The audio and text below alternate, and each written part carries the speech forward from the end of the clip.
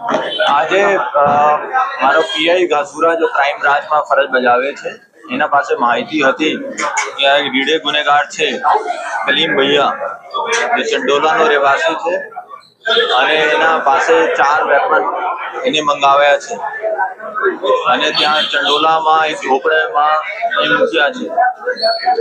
ત્યારે પીઆઈ ઘાસુરા એની ટીમ ત્યાં રેડ કરી 4 વેપન પણ મળ્યા, કારતૂસ પણ મળ્યા અને એનો સાક્ષ્ય પંચનામા પણ કર્યો।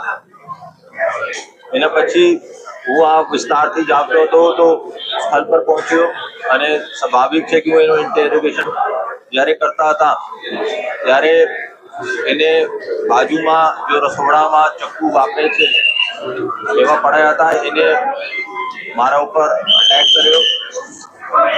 એને જો અટેક કર્યો અહીંયા ગરદન પાસે અટેક કરવાની કોશિશ કરી। હું સ્વાભાવિક રીતે મારા બોડીનું રિએક્શન મારા હાથ ડાબા હાથ ઉપર કર્યો અને ત્યાંથી કટ અંદર કર્યા અને એને જો બી કહીએ કે એને 2-3 વાર ત્યાં કટ માર્યો અને પછી બહુ એગ્રેસિવ થઈ ગયા હતા।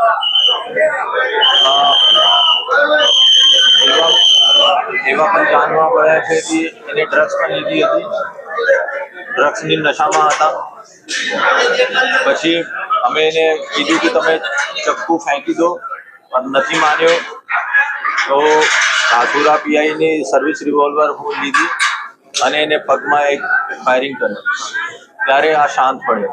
અત્યારે આ પણ સિવિલ હોસ્પિટલમાં સારવાર લઈ રહ્યા છે અને એને વિરુદ્ધમાં 2 ગુના દાખલ કરવામાં આવ્યા છે। એક વેપન 4 વેપનનો આર્મ્સ એક્ટનો કેસ છે અને બીજા 307નો ગુના દાખલ કર્યા છે અને રીડે ગુનેગાર છે। આપ જોયો તો ટોટલ 25 થી વધારે એના વિરુદ્ધમાં આર્મ્સ એક્ટ, એક્સટોર્શન વગેરેના ગુના છે।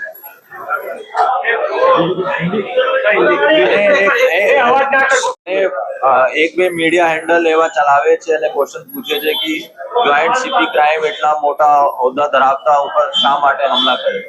હું બધાનો ક્લિયર કરવા માંગુ છું, હું મારી ટીમે કોઈ ક્રાઇમ બ્રાન્ચની ટી શર્ટ નથી પહેરી હતી, એને પણ ખબર ના હતી કે હું જોઈન્ટ સીપી ક્રાઇમ છું।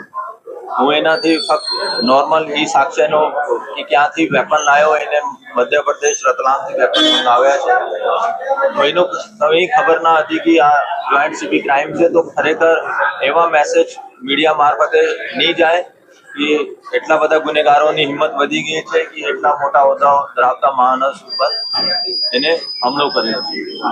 પણ આ નશેમાં હતા, નશેમાં બેમાન હોય છે, એનો ખબર ના હોય કે સામેવાળા કોણ છે અને એનો એવા પણ લાગ્યો કે અમારી પાસે જ્યારે વેપન વગેરે હતા કે એના ઉપર કંઈ હમલા ના થાય એના માટે એને હમલા કર્યો અને હું તરત જ મારે પીઆઈને બહુ વ્યવસ્થિત રીતે સેલ્ફ ડિફેન્સ કર્યો કે મારા હમલા પછી એના ઉપર મારવાની કોશિશ કરી ત્યારે હું એને પાસેથી પીઆઈ પાસેથી વેપન લઈને મારી।